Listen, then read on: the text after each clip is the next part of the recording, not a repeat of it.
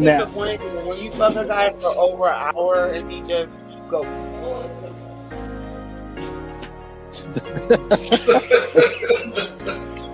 Did anybody recognize you from film in the industry? They did? Okay. Well, I just came in. You gotta do what you gotta do. You are such an advocate. One thing is what I love is I love seeing a lot of the beautiful women that's in the industry as sex advocates. And I would set up crystals on their body based off of their chakra. And the crystals, what they do is if they sit long enough, they begin to like permeate through the body. They begin to expand through the body and they create a grid. I shot with John Q too. You know, John Q, you know, I was the first big girl, but he did inside, you know, inside. Yeah. But I would, and I have given my last dime to people. I've given when I should have just watched. And it's not always about giving financially.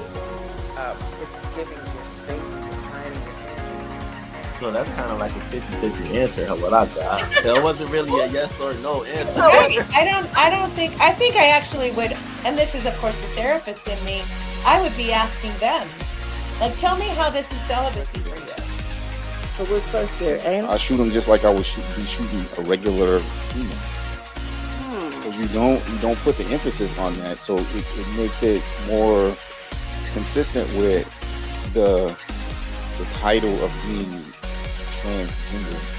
I have a good friend. She lives here in Atlanta. I met her on a porn set. She wrote a book called From Porn to the Pulpit. Now, I won't say she was like this super. Yeah, she's my best friend. She's my best friend. Her name is Danielle Williams McCord. She wrote an amazing book called From Porn to the Pulpit. She's been preaching for 10 years now, but I met her on a porn set. In any business that you find yourself in. Because definitely for me, like, you know, creating a product to push to the consumer, and for me, everything was consumer driven. If they didn't want it, I'm not gonna make it because I knew it felt like if we kept our head a little below the sagebrush, that we would just be able to keep on going without any interference or anything like that. But you know, that's like, dude, I'm sitting in like the dressing room, like just with all the 20-year-olds and 22-year-olds, 25-year-olds. I'm like, how old are you? Oh, I'm 25. I'm like, how old are you? I'm 23. And I'm like, dude, I'm 30. Before I leave the house, I feel like the last book. You know, this is how I feel, this is what I'm thinking, you know. Now, when I get out and interact with other people, it's going to be what it is. Right, okay.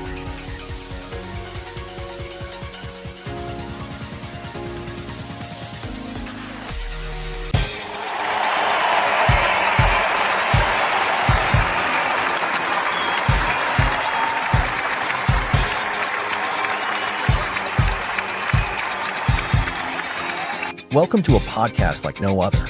Get ready for insightful conversations, diverse perspectives, and a touch of inspiration. This is Ask Naomi, Bridging the Gap podcast.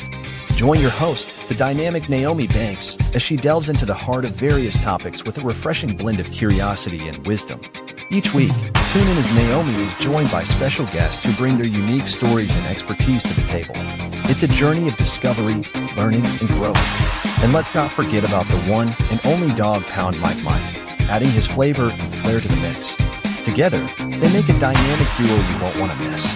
From thought-provoking discussions to moments of laughter and joy, Ask Naomi. Bridging the Gap podcast offers a space where great topics meet amazing guests. So, mark your calendars, set your reminders, and prepare to be entertained and enlightened. Join Naomi Banks and Dog Pound Mike weekly for an unforgettable podcast experience. Get ready to bridge the gap, expand your horizons, and immerse yourself in the world of Ask Naomi. Subscribe now and stay tuned for a podcast journey like no other.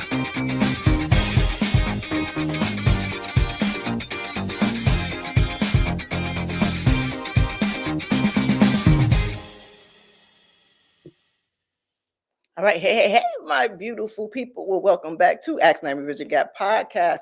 This is where we talk about love, sex, relationship, cultural differences, and so much more while bridging the gap between it all and teaching the world on sex, love, language, and attitude. I am your host, Naomi Banks, and today we are diving into an incredible, important, and timely discussion about understanding identity and gender. This isn't just a conversation for LGBTQ community, but it's for everyone who wants to understand themselves and those of them around a little bit better. But I want to say this. First of all, I want to thank you all for last week. I know the wind was killing us, but Matthew will be back with us next month for a special conversation. You ready for that conversation for next month? Yes, we are. I am. Right. But this conversation today, I am so ready for it. I am so ready. Joining me today is a wonderful Ami Herrick. Ami is a transgender author, podcaster, and activist who is committed to normalizing conversations about gender identity. But before we bring her to the stage, we're going to take a quick break, all right? It's your girl, the goddess, Naomi Banks, here on Ask Naomi Bridging Gap podcast, and we'll be right back. Washington Wellness Institute focuses on healing always. For me, if I look good, then I feel good. If I feel good, then I share the good. If I share the good, then I celebrate the good. If I celebrate the good, then I live the good. So I can be paid to be my greatest. But I have to learn the good to be the good. So, what does it take to be the greatest? It's as simple as a free 15-minute consultation. Be kind to yourself and heal always. What are some common barriers that prevent people from expressing? Hey, it's your girl, the goddess, Naomi Banks, here from the Season of Self-Love podcast. Yeah, I would say remorse. So shame and guilt is a very dividing emotional. And these are one of the many amazing conversations that we have every day, Monday through Friday, right here on the Season of Self-Love podcast with myself, Naomi Banks, as well as our resident therapist, Dr. Will Washington of Washington Wellness Institute. Come by. The reality of our relationships with people. Come by. And a lot of times we're afraid of how people look at us. And so that compassion can't enter. You can hit us on the So website, really the Season of Self-Love podcast.com. Let me ask you this. With the truth, is it... All right. Well, welcome. How are you? I'm doing okay. Hello, Naomi. You're looking amazing, by the way. Thank you. We twinning right now. We are definitely twinning. Right? With the hair, huh? You change it out for every guest, right? You think? Well, same here. Again, welcome to the show. I am so Thank you. excited for this show. Yeah. BTG crew, hey. We got a nice little live crowd right here that is commenting as we speak right now. But today's episode is titled Bridging the Gap in Understanding Identity and Gender, where we explore the science of gender, the personal stories, activism, and the universal relevance of identity. You know, listeners, I encourage you to engage with us on the social media using hashtag Bridging Identity to share your thoughts and reflections. So let's begin. All right, so let's start by breaking down some of the science behind gender. I mean, many people hear the word sex and gender, right? And they assume that we mean the same thing. So can you explain the distinction between them and why it's important? Absolutely. If you look at early biologists, so I'm going to do a little history lesson because I could talk about all kinds of like sciencey stuff, genetics, or we could talk about various pieces of whatever, lots of biology. But if you look at early biologists, they were trying to classify species, and they said, okay, look, we figured out that some species reproduce sexually, so it takes at least 2 organisms to reproduce, and so we classified the 2 different types by the size of one cell, what's called a gamete, and that's sperm or ova. These are pretty obvious. Mm-hmm. But then we realized there were some species that could produce both sperm and ova. So each organism could produce both. Sometimes they would produce them sequentially. They'd start off making one gamete and change over to something else. Sometimes they would change because of social pressures. Like there are fish that everybody starts off female, and then one of them will turn male based on social pressures. So biologists said we need something else. Sex is too limited. If we just say what cell do you make, it doesn't explain enough. And so the best way to define this, or at least in my own words, is to say that sex makes sense when you're having one act of reproduction, and gender, which is your individual expression of biology, biochemistry, and the social environment is gender. So gender is pretty much anything. I like to think of it like this. Sex makes sense when you've gotten to the bedroom. Right. Gender is everything else that gets you to the bedroom. I think that's a good way to think of it. So Right, that's such an important clarification. I think a lot of misconception stems from the idea that biology is simple, absolute, right? Oh, When in reality, right. Identity is influenced by a combination of biological, social, and psychological factors. So, what are some of Yes. the biggest myths or misunderstandings that you come across when discussing gender with people? Probably the biggest one. So the idea that gender is binary. I mean, you've said, the big word is biopsychosocial, right? So biology, psychology, sociology. I love, so when people say, "Oh, well, gender is binary," and then ask me, so it's supposed to be a challenge. Like I go, how do I answer this? People say, "How many genders are there?" I say, "Only one, yours," because that's what you can understand. You can't understand everything about me. You can't understand my biology. You don't live in my body. I know how much we're twinning, but you don't live in my body, right? You don't live in my head. So you can only understand your own identity, your own expression of gender. So I would say that's the biggest myth, is that people come at me and say, well, there's man and woman, that's it. And you go, but everybody has different expression. Actually, because let me change my answer a little bit. Forgive me. I'd say the biggest myth is that gender only applies to humans, because gender applies to all biology. Cats, dogs, chimpanzees, trees, rhododendrons. Give me a species. Whatever you had, gender applies. And we seem to think it's only a human thing, and that's why you'll have some presidents, not all thankfully, but some presidents who will write executive orders trying to say, I'm going to redefine words that are owned by science. The myth is that it's a political thing as opposed to a biology. It's a definition made by biologists to cover all of the expression that we see in the richness of biology. I think that's the biggest myth that I got. Thank you for that answer. So let's get personal. So you have a motto that you say that I absolutely love: making transgender normal in 2022.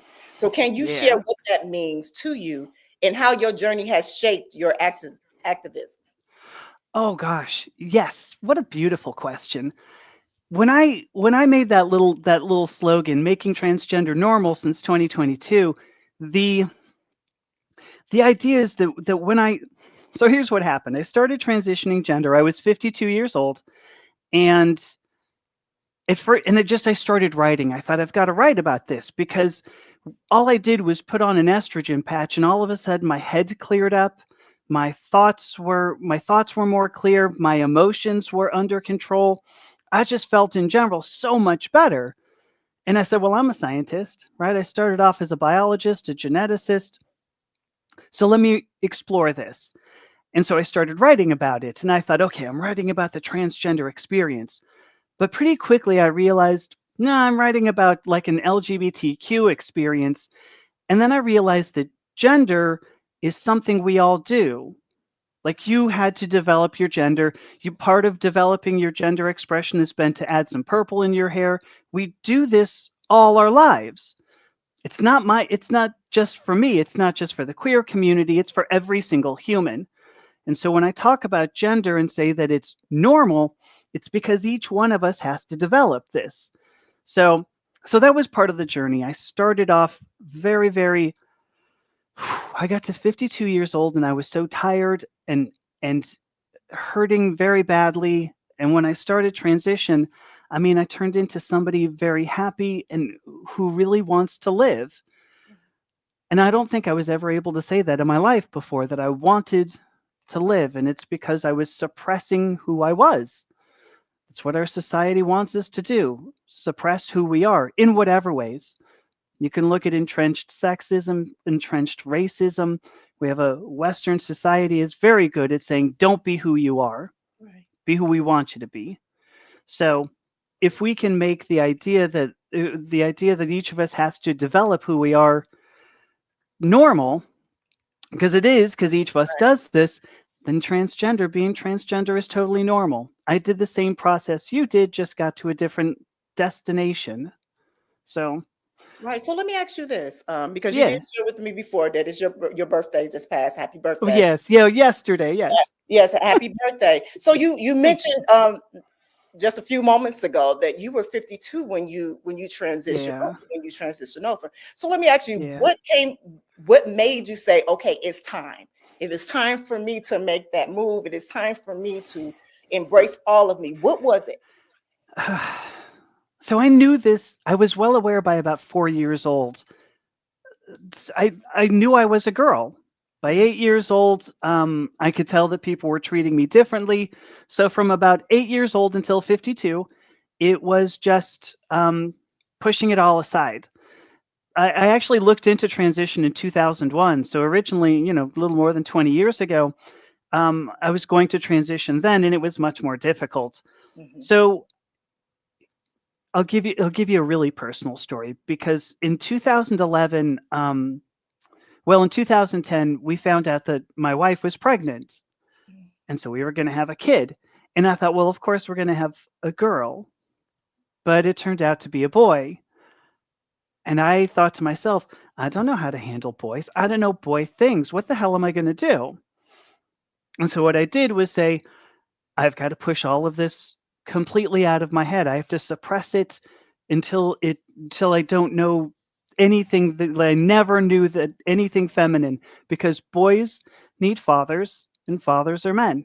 This is what I had as my mantra. Thank you, Charmaine, for the birthday wishes, by the way. And that was really difficult. It took took about 10 years before finally everything broke down, and I had a really big mental lapse. And my wife said, listen, I've known you for 20 whatever years now. I need you to explore your gender. And really what happened is I had pushed myself aside, really, really hidden myself for a decade, and it just broke apart. I was a very sad and a crabby old man wanting to die. It wasn't hoping, it was wanting, and just, I got to get out of here. And so I started thinking about it. I really didn't want, not dying, sorry. I started thinking about transition. And I really didn't want to. It took 6 months, 7 months. Yeah, till a total of 6 months before I said, all right, I'll do it. Because again, I couldn't get out of my head. Boys need fathers and fathers are men. And here's the crazy thing. My son and I really didn't have a relationship because I resented him. Because I had to push myself aside for him. And now that I've transitioned, we have a great relationship. It's a beautiful thing. My relationship with my wife got better. My relationship with my son got better. I'm happy. I'm expressive, and the idea that anybody should push themselves aside because society says you should is ridiculous. You're harming only yourself. So hopefully that wasn't too hopefully it wasn't too much of a tearjerker there. Actually, it was a tearjerker for me because my eyes are a little watery right here.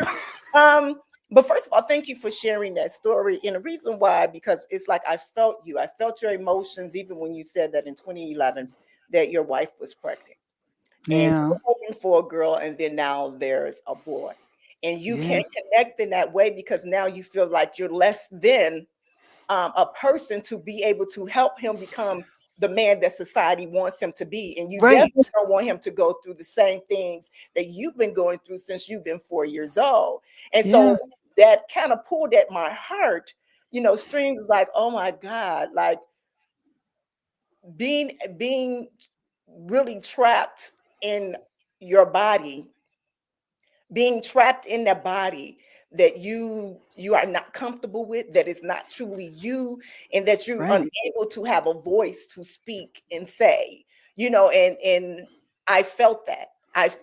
Yeah. But then knowing that I love my wife, I love my son, I love with all of that, but I cannot give him what it is for me unless I'm taking it, we making it agenda wise. And I guess this is why the word love is so important, in that it goes Yes. beyond gender. And when I say this, I know people gonna say, "No, Naomi, you wrong." No, let's do this for real. We talk about masculinity and feminine, and I know a lot of people say that you need a father and a mother to be able to raise a child, whether it's a girl or whether it's a boy. And I do understand that, but all in instant, it takes love first. It takes love Yes. first. And when I say Right. this, Right. it takes love first. Let's take love first. How the climate of society is right now, and with our new elective president, how are your emotions right now? How are you moving forward right now, as a lot of the rights are being taken away from? Things are changing every day. That you would no Yeah. longer be looked at as, transgender, but as your birth as a male. How does that Right. make you Right. feel now, that even though it's only been 3 years, happy birthday again, 3 years of you, doing that? How do you feel right now? It's really, we all feel under attack. I mean, I think I'm just going to leave it at that. As soon as Trump was elected, I'll say the name, it was the last time. As soon as the new administration was elected, all of us thought, what are we going to do? One of the big campaign promises was, I'm going to eradicate this idea that you can be different than we want you to be. And obviously we've seen a flurry of executive orders redefining words, banning people from the military, taking medical care away from people based on psychological ideas as opposed to biological. I mean, we're seeing violations of the Constitution. We're all under attack, and we're all in a lot of pain. I think I'm just gonna leave it at that. Now, having said all of this, this is also an excellent opportunity. It's an opportunity for, if you look at the queer community, there's generally not a lot of unity. We have a progress flag, and we say, okay, well, this is everybody LGBTQIA plus. You've got two spirits. We make out like there's a unity, but generally we leave each other behind. Yeah. And this is a time that we all get to come together, because there's no way. Right now, I'm on the chopping block. Many of my friends, my colleagues are on the chopping block. But this administration wouldn't stop there. Mm-hmm. If you look at some of these executive orders, it also targets, it's pretty much any minority. Actually, I'm going to rephrase that. It's anybody who's not part of the Trump administration. Damn, I said his name again. I gave it power. Okay. But it's pretty much anybody who is not part of the administration. Everybody's on the chopping block. In fact, they're probably a minority. The people that this administration would serve is probably a minority. So this is an opportunity, is what I want to say. It's an opportunity for us all to unite and show what real America is like, what real love is, like you mentioned. Yeah. So I'm Yeah. finished. Go ahead. No, as you mentioned before, but also I want to say this with storytelling. Storytelling is a very powerful tool for activism, right? Yeah. And the more that we hear the different narratives, the more that we realize that identity is not only one size fit all. experience. So what role do analogy and storytelling play in shifting perspectives on gender? Oh my gosh. That is a beautiful question. I am so happy to answer this question. I love using story. First of all, I love being a storyteller. Mhm. I love to. My friend Morgan and I. Hi, Morgan. Morgan's in the chat, by the way. And by the way, Minnie Sinclair. What a Saint Clair. That what a perfect way of saying that. What I described were systemic barriers. And thank you for your I can't think of the word. I want to say approval, but anyway, I love being a storyteller, and part of what Morgan and I did, we just drove for 13 hours, just telling each other stories, just making up characters and doing crazy things. What's important with stories is that it's generally easy to put yourself into a story. We see ourselves in a story, and so like I spoke to somebody about marketing, really. So representation in marketing. I'm just trying to figure out how to package this. Yeah. But she was asking me, she says, well, what is it like to go into, say, a department store and look for clothes? And I said, oh, when I first started, it was really hard because I don't know exactly what to look for, what brands, how do I find all these things? Then I put them on. What's going to shape make my body shape look best? And I said, it's kind of like, what did you do when you were 13? And she goes, oh, same, right? I had to go to a department store and try on everything because who knew what I was going to like? And we did this 3 or 4 times. She said, well, what was it like learning various other aspects, makeup, hair, whatever? And every time I said, what did you do? And she said, same. And I'm like, right. See, growing up feminine means that you just learn certain things. Growing up masculine means you learn certain things, but we're always experimenting. And it's the same experimentation, whether I did it or whether you did it. So storytelling is super important because if I can tell you what I did, I think you'll see me differently. The reason why I like to do shows like this, which by the way, thank you for the invitation. The reason why I love doing these shows is because I want people to look at me and say, this is somebody who's articulate, hopefully. This is somebody who's articulate. This is somebody who's intelligent. And this is not a weird person. Yeah. Because the media likes to use caricatures. Yeah. And that's not our story. That's almost nobody's story. Yeah. So this is another aspect of normalizing, like I want to do. This is just making each of our stories part of the human experience so that nobody is othered. So I hope that touched on everything you hoped I would. It did, because even as you're speaking right now, you know how we generalize a lot of things I generalize, yeah. even for me, being a former adult star, it's everything is so generalized. This is what it is. And it's not that. It's not black and white. There are shades of gray that is within all of that. So let me ask you this, because I know at a point in time, and I'm going to be very honest, there were and I don't know how true this is that when it came to transgender, when it came to he, she, her, and come to the woman, from a natural born woman to a transgender, there was a war that was going on between those two, because there were, and what I was reading is there was a lot of things that they wanted to take away from the natural born woman. For one instance that I thought that was so silly, it was the song by I'm a Natural Woman, and they yes that song, for me, I'm not gonna lie, I was like, the hell, why we cannot use that, because that is who we are.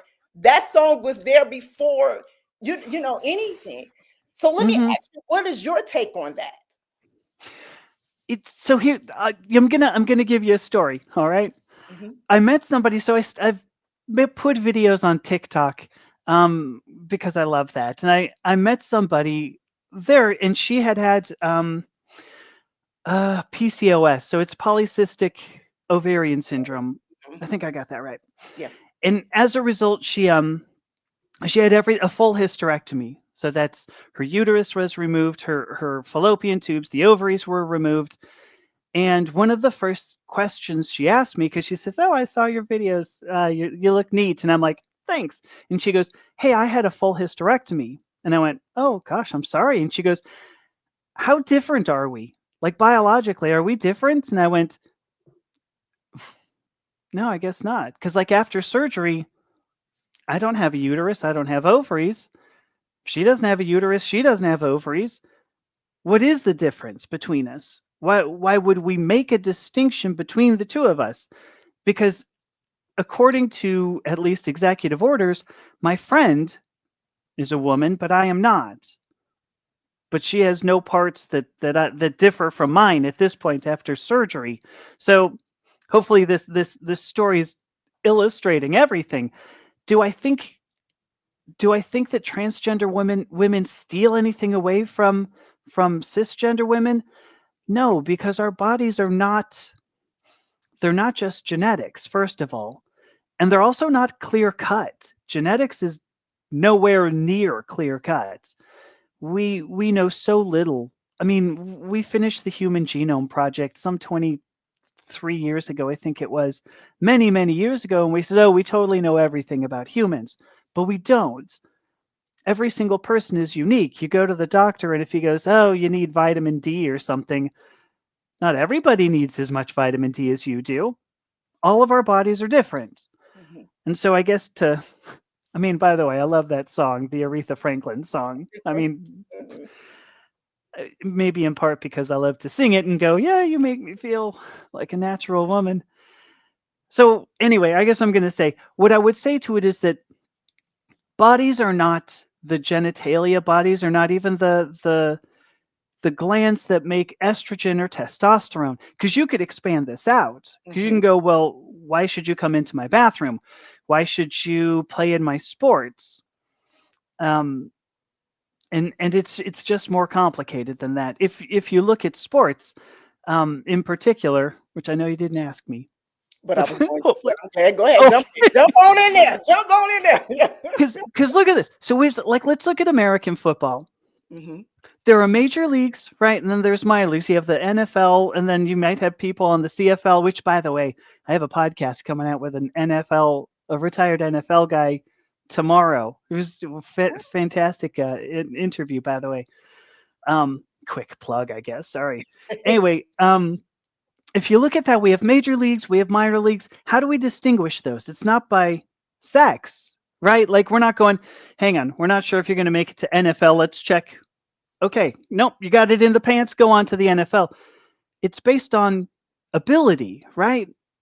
They don't get a quarterback who can't throw very far. I know kind of fuck all about football here, okay? So bear with me a little bit. Quarterback's the guy who throws it, right?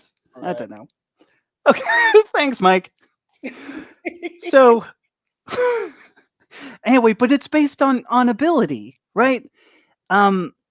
When you looked at the Olympics last year, when we had Imani Khalif, right, who was accused of being transgender, she's a cisgender woman, and I have no doubt if I got into a boxing ring with her, she'd knock me right the fuck out. I'd be lying on the ground, not because not because she's transgender, but because she's a much more capable boxer than I am.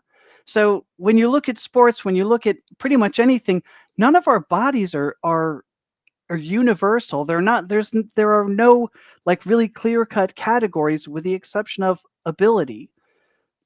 You're a good football player, you're a good boxer. It doesn't make a difference if you have ovaries or testicles.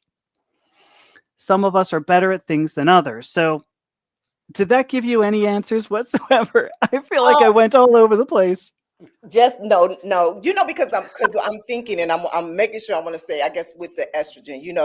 We've looked at that men masculinity when a little bit more powerful than women in certain things. Yes. You understand what I'm saying? And Yes. so it seems to be that it's not a fair competition when when transgenders are able to come into a one sport against a woman, especially and my thing is I play basketball and track. That's okay. I play basketball and track.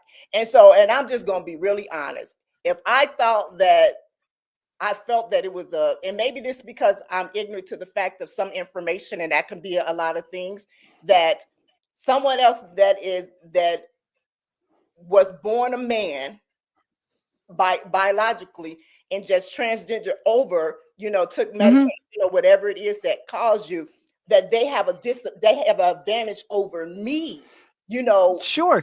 because of that, and so I'd be like, wow, wait, hold on, like, Right.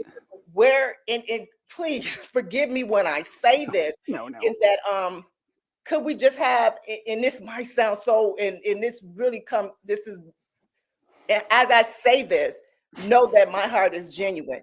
I'm like, Sure. can we just bring another category? Because we got the male, the female, and the transgender. And the transgender, maybe?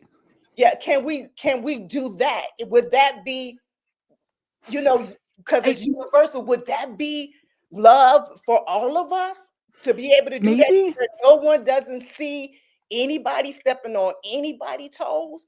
Is it, you understand what I'm saying? You understand what I'm saying about that, Dr. Mike? I hear you. I do. And disrespect anybody. I'm like, No, it's a great question, and I mean, if you think of it this way too, right? And supposedly there's only 1% to 2% of the population that is transgender or gender nonconforming. And if you were to look at it that, you go, well, it's just a tiny percentage anyway. How about if we just keep them out of sports? Like, that's, we could just do that. But I want to give you my experience, because I ran a marathon in 2002. I was 31 years old. I'm kind of a miserable runner. I'm not a very good runner. If there are any runners out there, I got as good as about an 8-minute, 30-second mile. So like a miserable runner. Now that I've transitioned, so I got surgery, right? I've got nothing that generates testosterone any more than your body does. Because your body makes testosterone, my body, or my brain still does, but only your brain does. Well, your ovaries do a little bit. But my point was going to be that I've slowed down about 3 minutes a mile during transition. Now, admittedly, I'm older, but I've removed my source of testosterone. Like, if I were just to say, yes, I'm a woman and now I'm in basketball. Yeah. All of a sudden you got Rodman who comes into, WNBA. Sure. You go, well, that's kind of odd. But if Rodman got surgery, if Rodman had been taking estrogen, I lost a lot of muscle mass. He would too. I lost a lot of endurance. I lost a lot of strength. He would too. Because it's the hormonal balance that differs here. Every human body will respond both to estrogen and testosterone. I just had a predominance of testosterone. You had a predominance of estrogen. But I've had a predominance of estrogen now for running on 3 years. And I'm not sure how much you can see, but most of this is me. I got a little help. But my butt got big. It was always big, but now I have a big, huge ass. I changed. My body changed because my body responded to estrogen, just like yours did. So anyway, I don't have an answer. That's why I would rather look at capability and say, would I be able to beat up Imani Khalif than put me into the Olympics with her? If I can't, then put her above me, like put me in classes way below.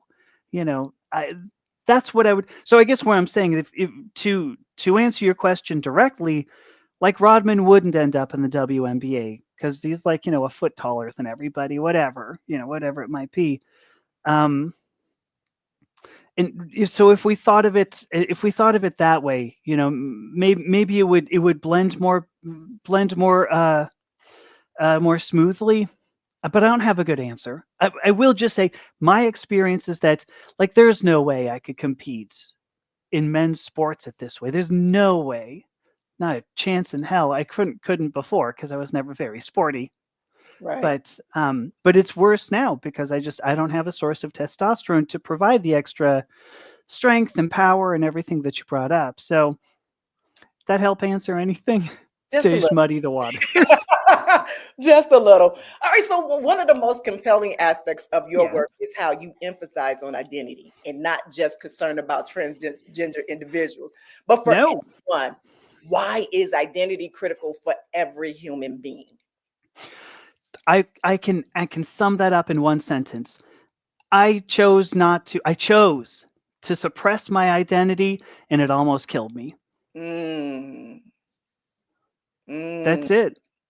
You want to live, you want to be happy, you have to figure out who you are, and you have to express that. Yeah. You have to. There isn't a choice in this.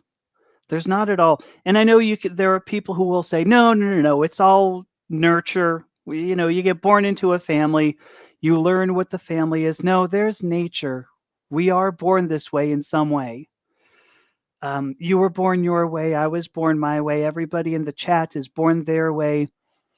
We have no choice but to be who we are, because each of us is who we are, as our creator, however you might put that, made you. Right. So that's it. That's why identity is critical, because if we don't express ourselves, we don't live our lives. And I wanted to exit, and now I want to live. Now I love my life, and I love my friends, my family. I love the world. I'm trying to love my country. My country's having trouble loving me for a little bit here. It'll come back. I know it. Yeah. But yeah. Did that answer that all right? Yeah, it did. Yeah, you did. You did, and thank you for that. Some Mhm. people, they may think that gender is only relevant when it comes to transgender individuals, Right. but in reality, if it affects all of us. Mhm. What would you say to someone who believes gender is just something weird transgender people need to worry about? Mhm. There's a great example. So Judith Butler in 1991 published. So this is a philosopher. If for anybody who doesn't know Judith Butler, they published a book called Gender Trouble in 1991, and that was one of the first expressions of the idea that gender is a social construct. And from Butler's work, some of what contributed to that is, like, if I were to give you 3 characteristics and ask you whether they were masculine or feminine, well, here, let's do it live on the air. If I were to say long hair, lavish makeup, and high heels, are those masculine or feminine? Mm. You would think society would say that that's feminine. Right. If you look at pre-revolution France, those are all highly masculine, because you had big wigs to make you, Yeah. it was a status symbol to have fake hair. Makeup made them look more powerful. Heels made them taller so they could be more imposing. Those were highly masculine characteristics. So, because your question was, what would I say to people, who say that gender is for the weird, Right. is only for the weird. Gender changes. Gender expression changes depending upon what time the time and the place. It was an interesting. So I went to Thailand for to get my surgery, and I remember walking through a shopping mall, which, by the way, if you haven't been to Thailand, oh, it's so beautiful. It's such an amazing place. But I was walking through a shopping mall, and I saw a picture. There was a guy who had this amazing makeup. His lips were made up really beautifully, this great eye makeup, and this was a normal advertisement. It was it was an advertisement. It wasn't just a guy walking by. Right. And the reason I bring him up is because he is a man. He's expressing what men look like. And I wondered, if I had been born in Thailand today, and it would have been okay for me to express myself like that with makeup, would I ever have wanted to transition gender? Mm. Our society, it's the way we express ourselves is very socially contextual. Yeah. So it is not for just the weird, because each of us does it. Right. I mean, you chose purple streaks in your hair for some reason, presumably because you like them. I'm not going to guess it was just for me, but it was. But you chose the flowers. You've chosen all of the things about yourself. Dogbound Mike has done all of the all of his expression, assuming he him pronouns. Sorry, Mike. All right. But we choose all of these things. We develop gender. We don't inherit it. Right. And so it's not for the weird, it's for everybody. Every single person had to go through this and experiences it. So that's what I would say.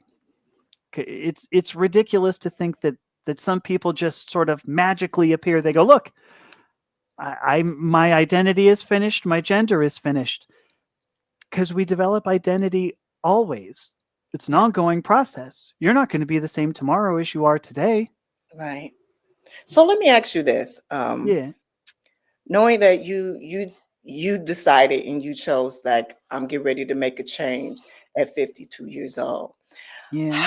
What advice would you give to someone? Let's say they're 20, 30 years old and they feel like they're trapped. What would that conversation be to that 20 or 30 or 40-year-old person to own themselves now or who they are?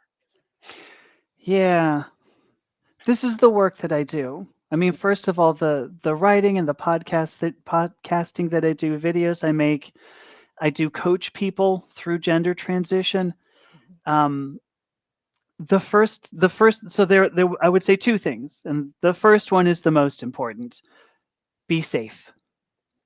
You don't want to express something that your social environment will attack you for.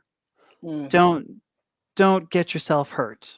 Get to an environment where you can be safe first, if you need to. And then the second thing is, it sounds so silly, but like, think about yourself. I have journals and journals of just me writing with a pen on paper. Who am I? What's important to me? These are questions I know we don't really want to ask, because if you ask yourself, who am I, you might come up with an answer that's different from what, say, our government wants you to be, what your parents want you to be, what your church wants you to be, what your neighborhood wants you to be, any of these. And that's where we start to go astray. We put neighborhoods, church, government, parents above self. And then we all hurt. So who am I? Ask the question, who am I? And write, or type, whatever. But ask yourself, who are you? It took me it was about 54 years, because it took about 2 years of transition before I finally, sorry, I'm going to get emotional here. It's all right. It took me about 54 years before I finally was able to look at myself in the mirror and go, oh, I am Amethysta. And I own that as a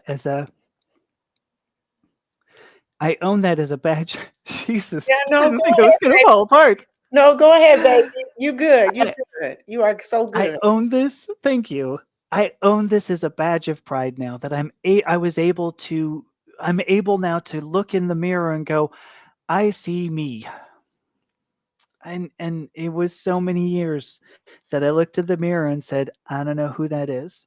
So who am I is the big question. Sorry, I got a little No, you know what? I love this. I have another podcast called The Season of Self-Love. Yeah.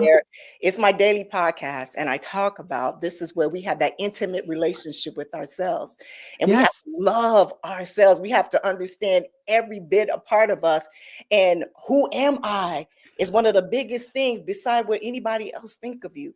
What is your identity? What are you? And that's breaking all the limited limitations that people put on us. And it's hard to break from that. It's very challenging. And so when that came to my heart and my spirit to create that podcast, it was just like, yeah, this is it. And just I want to thank you so much for even being courageous enough to stand in your truth and your story and decide on who you wanted to be and show your authentic self. because a lot of us out there, we continue to wear the mask and not Yes. take the mask off because we're looking for validation outside, or we feel fear because no one will love us. So let me ask you Right. a question, because you spoke of you having a wife. Are you still with your wife to this day? Yes, we're still together. There are changes we had to make, Mhm. right? And I will tell you, right at the very beginning, I didn't want to hold her hand because I didn't want people to think less of her, that she was with, somebody like I am. Somebody was going through gender transition, so I didn't want to hold her hand. And now, for the most part, when I go out in public, I don't get weird looks. I do get people who go, "What the? Wow, purple hair. Wow, what happened there?" But I don't get people who look at me funny. And now we walk hand in hand, and it just looks like a lesbian couple. And we will still get some looks, but to answer the question, we're still together. There are just changes that we've made. The best thing is that I'm 3 years ago, I wasn't capable of being close to anybody Mm. because I wasn't even close to myself. I didn't have the self-love, as you mentioned. I really hated myself. Mhm. And that keeps you from being able to love anybody else. Yeah. And who would have thought? I was like, well, I've been in this relationship almost 25 years. In a month, we will have been together 25 years. And Mm. I look back at 25 years and I go, I was never really capable of loving her. Never was capable of loving my son. Yeah. And now Mm. I can. Yeah, Yeah. because I didn't love myself, right? And so now I can. So ultimately what happens is that our relationship is better because I came out. I don't that came out as a like a queer sounding thing, but like what everything that was inside has can come out of me now. Yeah. And it's I got to tell you, it's such a beautiful thing. It's so beautiful. When I've spoken to people, during my coaching, any of the coaching practice, I've had people say, I'd really like X, Y, or Z. And I go, cool, let's work toward it. And they go, like, I can do this? Yeah. And I go, absolutely. And I have seen eyes that are kind of dead just light up. Yeah. And I go, it was the birth of a human here. Mm. Right before you were a shell. Yeah. Birth of a human happening right here. It's amazing. It's amazing. This is why I'm so passionate about this, because people wake up, people truly become, and it's I'm just going to say it's beautiful. I'm sorry. I could go on for the next 20 minutes just gushing about it. Right. That's all right. I love watching someone living their light, if you know what Yeah. I mean. Yes, And I see your do. bright purple hair, and that is a sign of I am me. I am who Yeah. I am. And I want to be seen.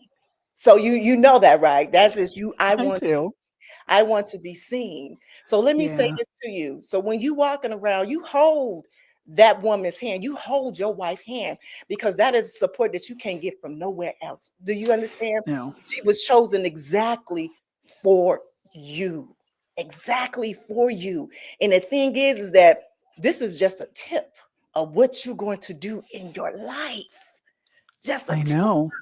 And so that support system, girl, if you don't hold her hand and walk with your head held high, Captain, don't ever let me hear you say again, like, no, we here now. We here.